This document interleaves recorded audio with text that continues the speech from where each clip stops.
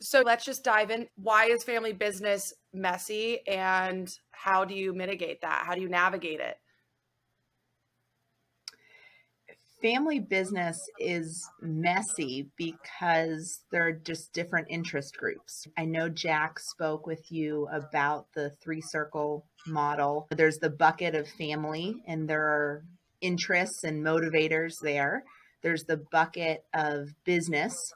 There's the bucket of ownership. Each one of those sandboxes have different values, right? And different family members, different ownership structures, different management structures, and it's that Venn diagram where there's overlap. And so each person in any one conversation can be coming at that conversation from a different bucket.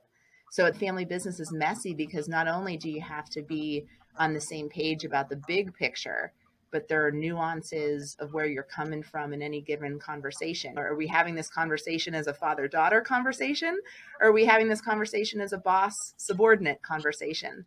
And unless both people are on the same page in any given moment, casualties are plentiful, because then there's also the misunderstanding that colleagues might have as witnessing these conversations. And, are they having a father-daughter conversation? Or are they having an ownership conversation? Or are they having a boss-subordinate conversation?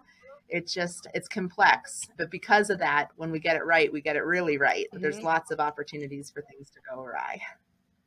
Yeah, I'm really relating to that. My dad and I have this rule where we clarify before every conversation. I'll ask him advice, and are you asking as my daughter right now or as an employee? And I was like, it makes more sense. But you just brought up a really good topic that I think is something that is worth diving into. And this is also just in this conversation, I would love to pick your brain on your thoughts. But the topic around employees seeing family members possibly arguing or conflict within family, that is really scary for employees to see that. Do you at Butler Gas have any words of advice around that, or have experienced or anything around that? Yes. Yeah, I can reflect back on lots of failed moments that usually teach you things. Within our leadership team, probably specifically, there is a wonderful book. It's a Patrick Lencioni book called 5 Dysfunctions of a Team. And the foundation of kind of the whole model is that everything in business has to be built on a foundation of trust. And once you have trust, then you can have healthy conflict, right? But conflict in the absence of trust is politics. Mm-hmm. So true ideological conflict, where you're debating ideas and hashing things out and discerning what's good, what's not good, that's really good conflict, and that's really healthy conflict as long as everybody trusts one another. Mm-hmm. So that is the definition of family business, because my dad and I, as an example, have ultimate trust in each other's intent. I know even if his impact is something, or even if my impact is something, we trust the other person's intent is good, right? Mm-hmm. So on that foundation of trust, you can have all sorts of conflict, right? You can have, that's a bad idea, that's a good idea. Here's 10 reasons why that stinks. Here's 10 reasons why that's great. And so as a leadership team, we have to have those same levels of trust within the family of the leadership team, not mm-hmm. just the family of the bloodline.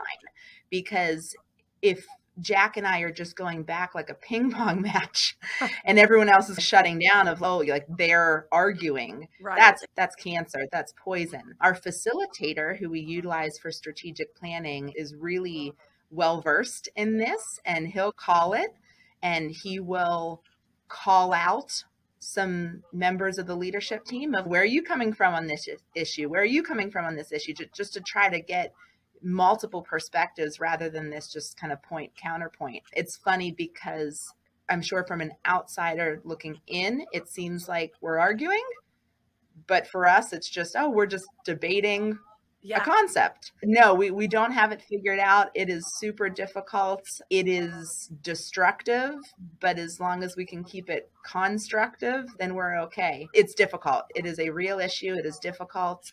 And I would say the leadership team members who are tenured and who are thriving and excelling in our team really get it. Yeah. And as I look in the rearview mirror of maybe some leadership team members that hadn't worked out over the past 75 years, it's usually because they don't get it, or it's not the kind of business environment, those close relationships and those close connections. It's not the environment they're after. It's the antithesis of corporate. Absolutely. Okay, I have two follow-up questions from that. One, I hear so many people talk about getting a facilitator for family business, but that is so difficult. What would be your recommendations of where a company could start with that, in that search for a facilitator? Yes. On the operational side of the business, we have had a lot of success following the strategic planning methodology of Traction. It's EOS, the Entrepreneurial Operating System. It is a book by Gino Wickman, who wrote Traction, who started this whole cult following, if you will, on this business methodology. We are so drinking the Kool-Aid. We have been for several years. And so we found our strategic planning consultant through the EOS Traction implementation process. That's on the operations side. On the family side, we've had a lot of resources over the generations through University of Pittsburgh. They have the Institute for Entrepreneurial Excellence, which is basically the developed family business institute. It started as a family business institute that then evolved into helping all closely held businesses, all entrepreneurial businesses. And several universities will have these kind of family business enterprise centers. I would say on the family mediation, if you will, side, or on the family meeting facilitation side, or on ownership, stock ownership conversations, that kind of stuff. Universities have wonderful resources for their family business groups. And then on the business operations side, we've had a lot of luck with Traction, EOS. Yeah. I've heard amazing things about Traction. And my second follow-up question, so you were talking about the fact that some of the employees in the past, it just wasn't the environment they were looking for. They were looking more for a corporate structure. Why would someone want to invest the time in a family company? As an employee, what opportunity is there? What's different that benefits them from a corporate structure to a family-owned business structure? Family business, obviously I have a very biased perspective. So I have not cut my teeth in corporate America at all. I admire those who have. Family business is just different, right? A family business, it's about as flat and lean of an organization as you can have. Family businesses oftentimes operate on a strengths-based model, right? Where let's get people in areas of their strengths where they can shine. And a lot of times that people first almost comes to a process and structure second. Let's get the right people in the right seats, and then we'll figure out the processes and structures around the people. Seem to be the prioritization, as opposed to larger held or publicly held corporations do structure first and then just insert people in a talent management way, as opposed to this is when their spouse is so and their kids are these individuals. It's just a different environment. Family business is probably more tolerant, forgiving, pushier, higher level of expectations to not let each other down because you don't want to let down someone that you live with, as opposed to the bureaucratic ladders and this huge scalability of it's David and Goliath, right? They're just different industries. Absolutely. That's a great answer. Okay. And now I'm going to get into the meat of, after all that, I'm going to get into the meat of succession planning and how it's impacted you. So I guess my first question would be, where are you? How do you feel about your succession plan now? Do you think, are you guys pretty much, you have a plan set, or are you still working through that? Because he's retired now, right? No, he's not. Okay. No, Jack, please let me go on the record by saying Jack is not and will never retire.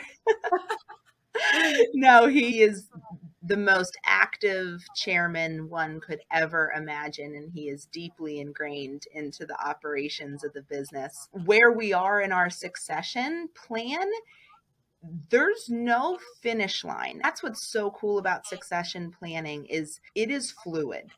Life is very event driven. So succession plans either happen by fire because life happens, right? They happen at divorce, they happen at death, they happen at birth, they happen at all different points that are some in our control, some out of our control. The plan itself is fluid. You know, where we are, we're 75 years in as a business, 75 years young. Majority ownership is still in the second generation. Minority ownership is with me in the third generation. And it's in a place where if the beer truck plan happens, where tomorrow or today somebody gets hit by the truck, the business survives. That's what's important. You have to get the business in a place where the family doesn't destroy the business and the business doesn't destroy the family. That's the purpose of succession planning, right? Is to make sure that family transitions can happen without hurting the business entity, and that business growth can happen without hurting the family structure. What was the start of this process for you individually? Were you brought into a room and they said, hey, this is our plan? Did you get to help with the plan? How did that look? Since as far back as I can remember, as a kid, like a grade school kid, I knew who our attorneys were, who our bankers were. Like, here's the location of the security safety deposit box. Here's who you call. Here's who helps you. Here's what happens to the company. It was always an open conversation. It was never taboo. Mm-hmm. Talking about that our family was fortunate enough. I got lucky who my parents were, right? And I was just fortunate to be born into a family that had a business. And I always remember being aware of that. I don't think I could really articulate what we did as an industry. I think my dad sold balloons is what I thought. That's what I conceptualized as a kid. I'm like, okay, helium, like, okay, my dad sells balloons. That I can understand. But from a business standpoint, it was just always something that we talked about. I always felt like I owned the place. I would come in as a kid with my dad and just do stuff. I would rearrange closets. I would clean. I would make signs for our stores. It was just always this open welcome mat. And I think because of that, I always felt like I belonged here. So that sense of belonging started really young. Formal succession planning probably came around high school time, when I was deciding what I wanted to do after graduating. One of the things that I think was really helpful, because my grandfather passed away when my dad was so young, and because that succession plan from Gen 1 to Gen 2 was so event life driven, my parents really took the philosophy of being proactive. So in our shareholder agreements, it articulates what the requirements are for the next generation if you want to be an owner in this business. So I knew, okay, if I want a career at Butler Gas, I had to have a college degree. It had to be in business or something that the company needed. Knew before I probably ever even had a boyfriend that I would need a prenuptial agreement should I choose to get married. So there were all these kind of things that I just knew I would have to do if I wanted to be a stakeholder or a shareholder specifically at the company. So those rites of passage and those prerequisites were always known. And so when life happened of those things, it was just always done with those requirements in mind. And I bought out my dad's younger sister when I was I think I was 27 when she retired. I think it's really important in a family business that minority owners have a way to exit. You have to give minority owners a way out if they want out. And the way our documents are structured, either the company can buy back their stock or another incoming family member who meets the requirements can buy out their stock. So we, at the time, we had several family members in the business. So we used to have monthly family meetings. And I remember at one family meeting, my aunt announced her retirement plans. And I said, can I figure out a way to buy you out? She said, sure. So I figured out a way to buy her out. Amazing. Yeah, it's interesting. This is something I probably wouldn't share with many people in our industry, but my dad was second generation to his parents' gas distributorship, and they sold to Praxair. He was working for Praxair, left, started Ratterman.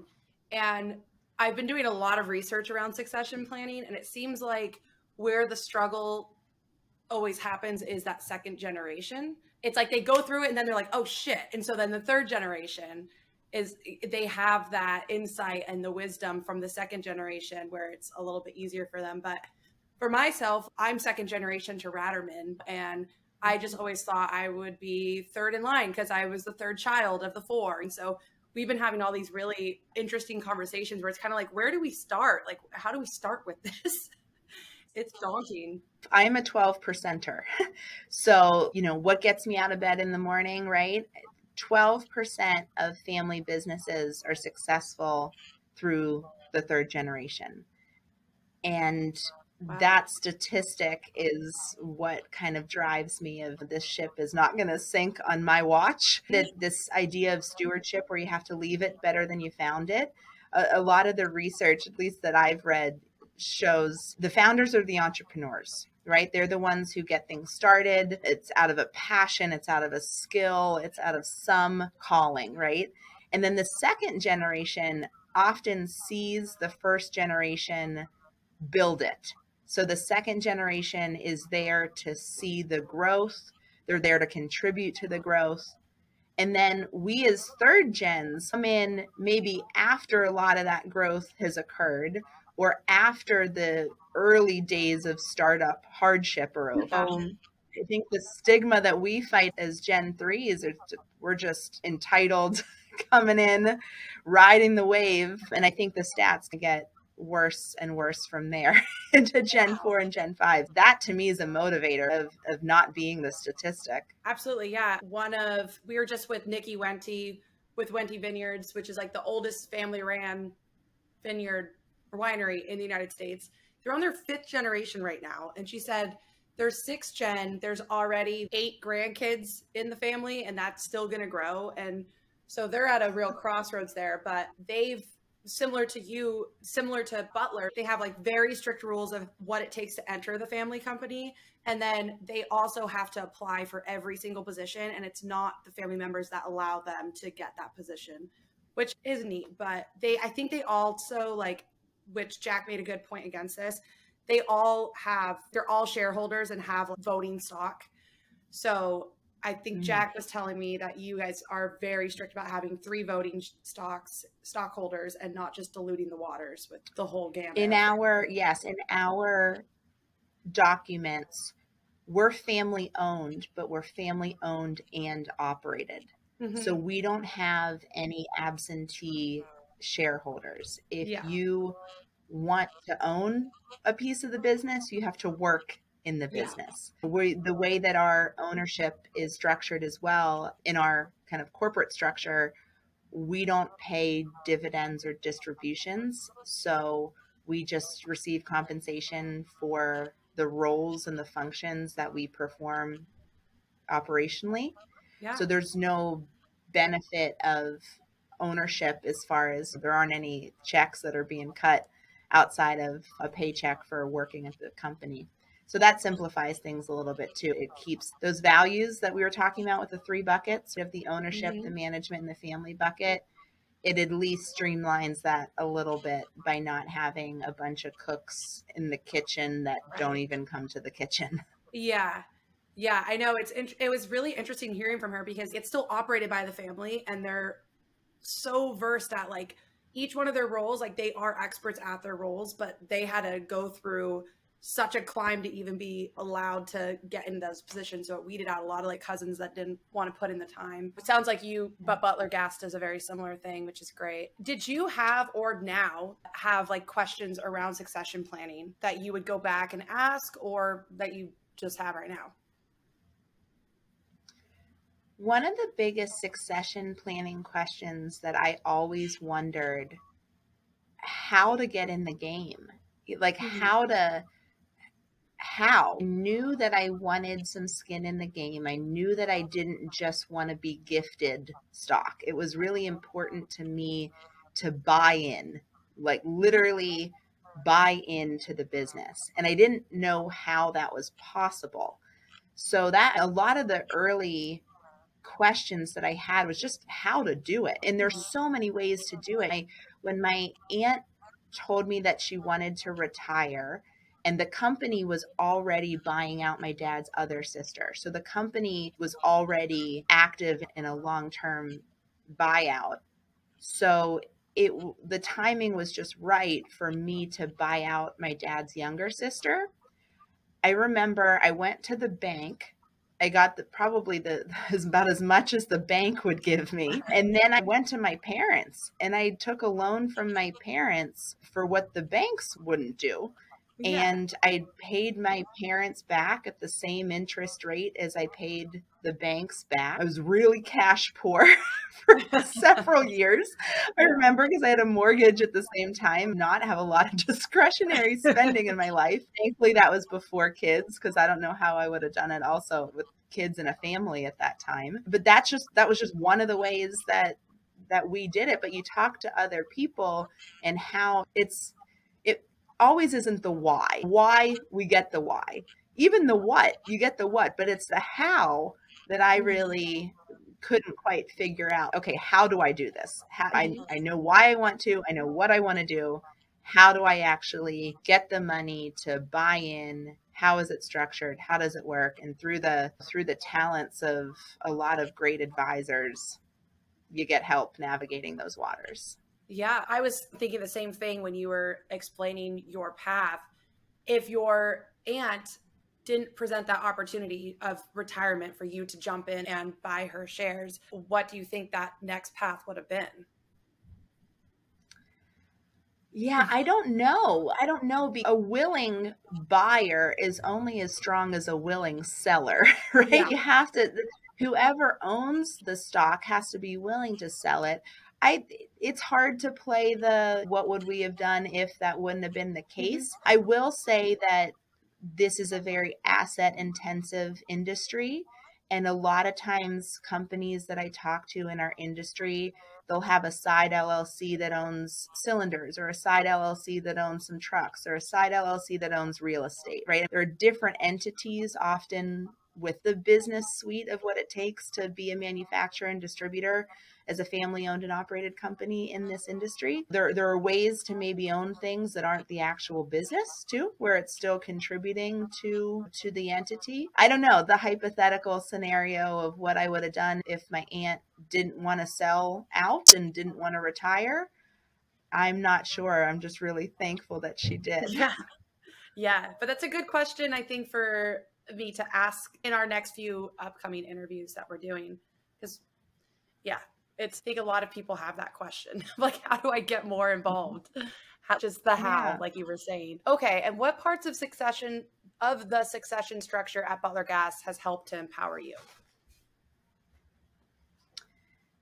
The succession requirements, I really was appreciative that the second generation put forth the intentional effort to articulate what the stockholder requirements are. What are those prerequisites for ownership?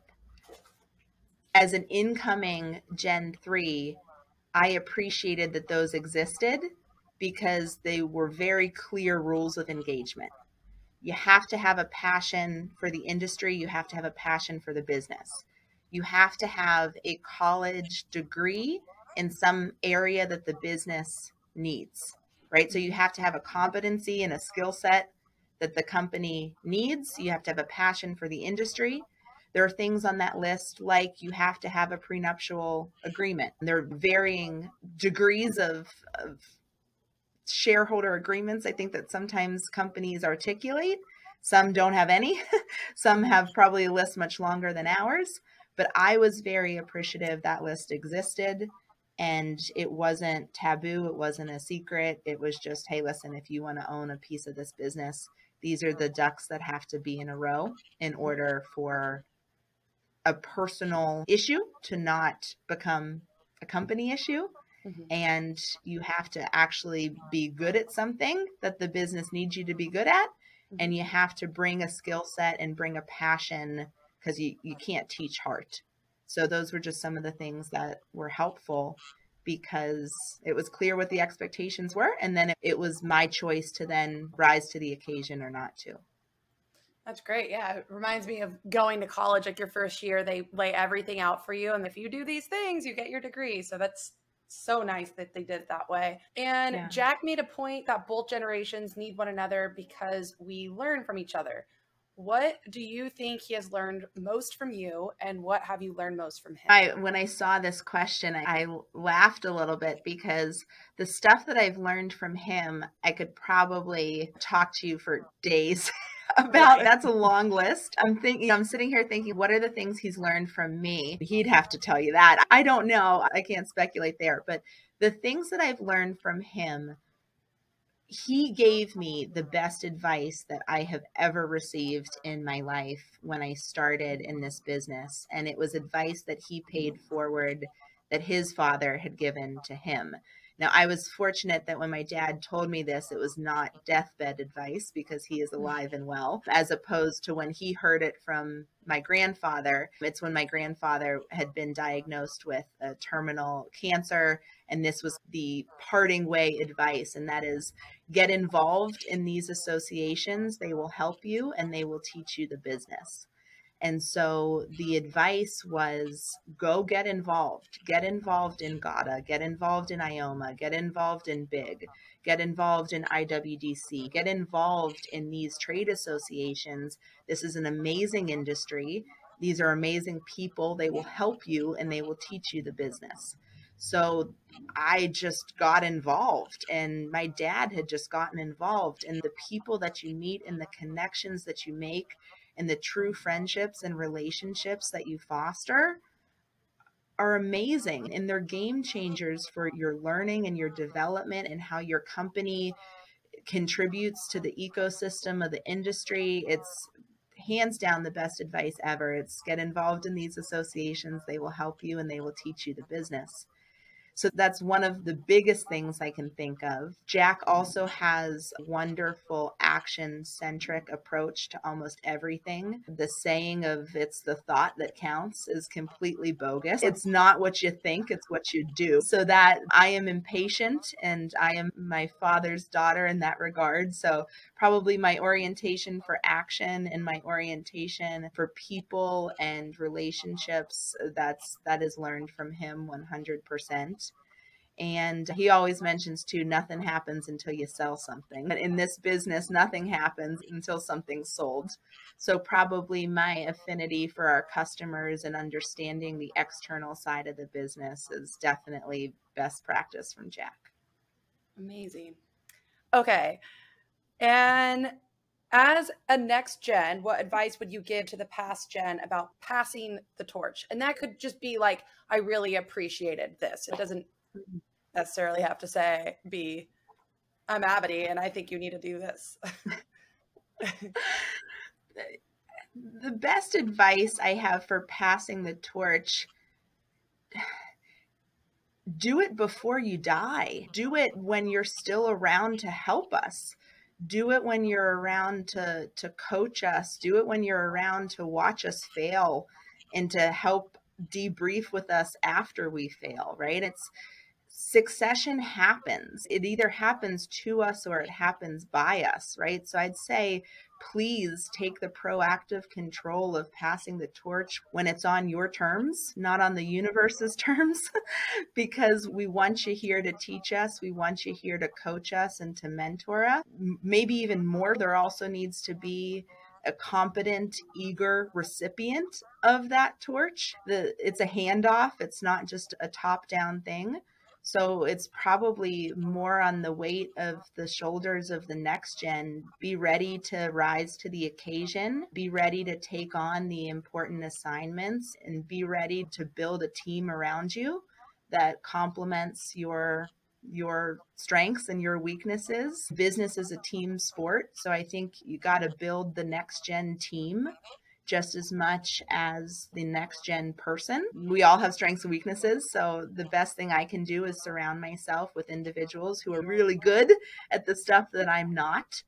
But for those passing the torch, do it when you're there. We need you. So we want you to be there, not just for the pass itself, but to help us navigate what happens after. And to piggyback that, what would you say to the current generation that's afraid to get out because they love the business and they're afraid that they're no longer going to be relevant? I know how much I value the wisdom and the experience and the tribal knowledge of the individuals who are our industry's legends. I don't think that ever goes away. That is immortal, right? That is something. You talk about these industry legends, and I'm not going to rattle off names because I know I would be here for hours. There should be no fear of loss of relevance. I think that is self-inflicted if that is even a concern, because our industry is one where there's a lot of legacy knowledge.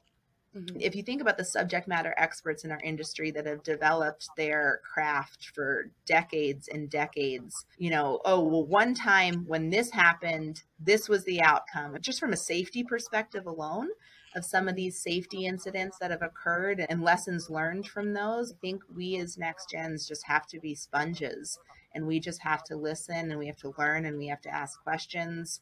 There's no such thing as a has-been in this industry at all. Beautifully said. I completely agree with you. I think that would be a good one to share too, possibly even during the talk. What helped you most as a next gen coming into leadership at Butler Gas?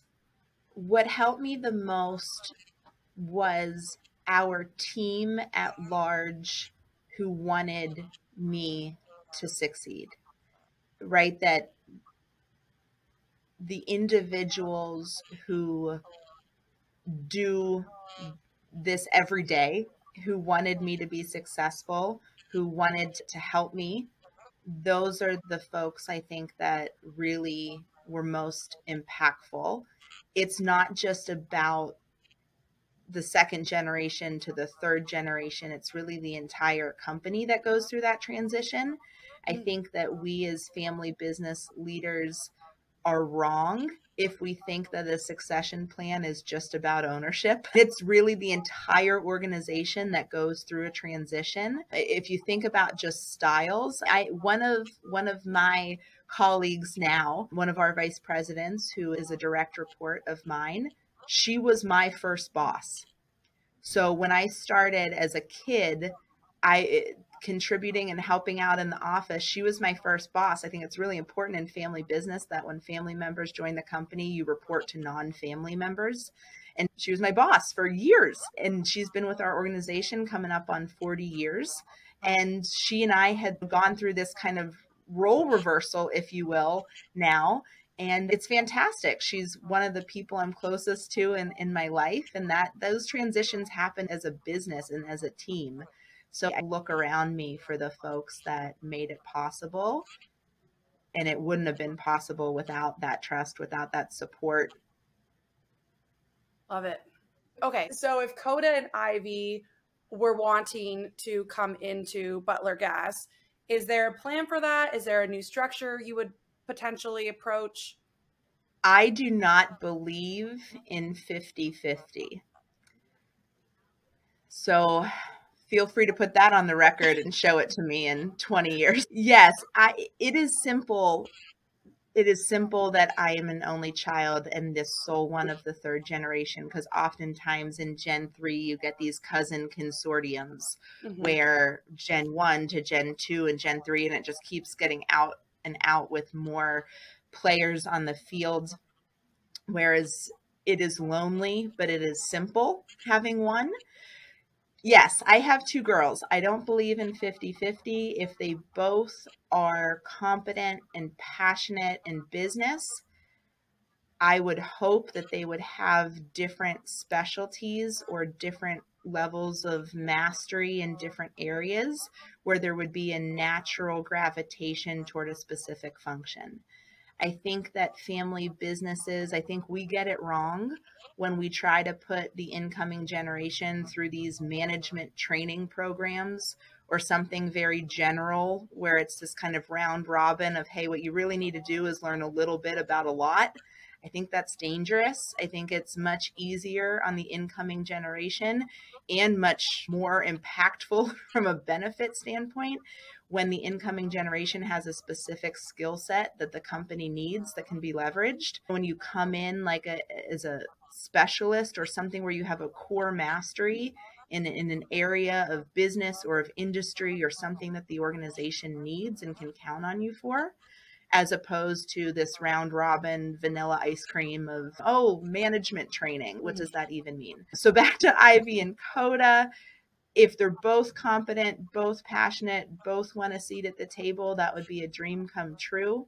And I would have one more in charge than the other. I think probably whichever one of them was able to detach more to make a sound business decision would have the majority shares, and then maybe there would be other entities of assets or real estate or something like that that the other had the majority share over, so that there would be a natural kind of checks and balance. There would be a symbiotic relationship between the two. I do agree with you on that. I don't think things should be split 50-50, but to give some more perspective, why do you feel that 50-50 doesn't work? I think with all due respect to organizations who do it well, and because I believe it has been done well, I just believe those organizations who do it well are the unicorns, who are just the really skilled ones, who are the exceptions and not the rule. Because as a general rule, I don't believe 50-50 works because it relies on compromise. And compromise, I just think, is dangerous. If you think about in crisis management, new information comes out at every second, right? So one person needs to be in charge. One person needs to be accountable for a decision. All parties need to be heard. All parties' skill sets need to be contributed. But at the end of the day, one person has to have the final say. When everyone's responsible, no one's responsible. Yes. And I think your point about compromise is so well said. And yeah, I think it also be like in a relationship, just like a romantic relationship, you have to compromise. And if someone is not viewing the compromise the same in value as the other, it can lead to resentment, which in business, if the two people that are leading are resenting one another, but they have the same power, it can be very messy. Yeah. I just think one person needs to be in charge. Two parties can each be in charge of different things. You mentioned the analogy of a romantic, like a home partnership. Right. Even at home, there are things I'm in charge of and there are things Ryan's in charge of. And I know his stuff is his stuff and I'm his backup, and my stuff is my stuff and he's my backup. But if it were true, everything's equal, then every single decision becomes who wants to play first base on this one. Yes. And that is an unnecessary conversation that just slows down decision making. Absolutely. It also allows for finger pointing of like, well, you said it would be fine.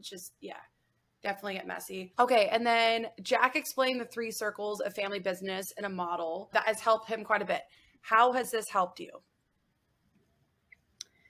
The 3 circles model of the Venn diagram of family, of ownership, and of management, when we learned about this model at Pitt, it really helped us because it articulates When we're not on the same page, potentially one of the reasons why.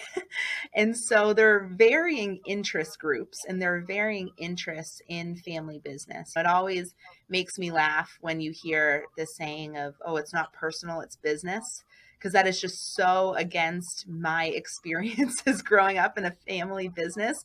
It is ultimately personal. So that just always makes me chuckle. But how personal it is usually depends on what bucket you're in. Are we having a conversation both in the family bucket?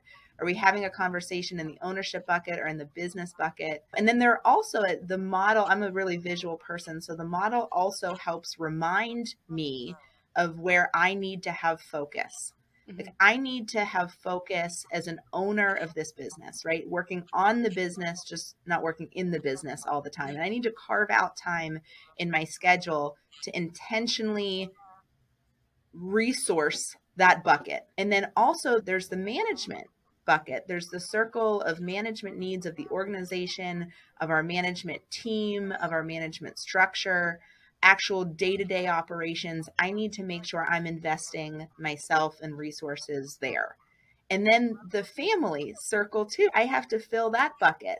I have to fill the bucket as a daughter and as a mother and as a wife, right? So they're the interest groups. So I utilize the model of if I'm filling up those areas, which ones are getting shallow, where are my resources needed from just a self-management and self-focus perspective, as well as it helps us know which turf we're on in any given conversation. Is my dad talking to me in a boss subordinate conversation? If I treat him, if I'm like dad, that like if I'm having responses like that, that surely would not be in the management circle. That would be more in the family circle. So it helps knowing what sandbox you're playing in. And it helps from a resource allocation too, to know where focus and energy is needed. Yeah, on a personal note, I printed that out and put it by my desk at our home office just because it's so simple to follow. I completely agree with you. Is there any points that I should be maybe focusing more energy around, or anything else you want to share? I think that probably the biggest takeaway or topic that I think our industry has to have with succession planning, we have a lot of eager young people. The industry is getting younger. The industry is getting more demographically diverse, and there are a lot more next gens who are showing up, and it's fantastic. I think that we as next gens have to worry about what we can control. And I think we should not wait to be gifted companies. That is a very arrogant and entitled position. I think that we have to get involved. I think that we have to give back. I think we have to volunteer and learn and cut our teeth by just inserting ourselves and assimilating into the industry. I think we have to build connections and learn. All of those are things that we can control. We can't control the exit plans of the senior generation. We surely can control how we spend our time and what we want to learn. Excellent advice. Fantastic answer. Okay, that was amazing. Cool. I hope you have a great rest of your day. And thank you so much for all your buckets of wisdom today. And have a great rest of your day. I'll be in touch. All right. Thanks, okay. Marie and Jake. Take care.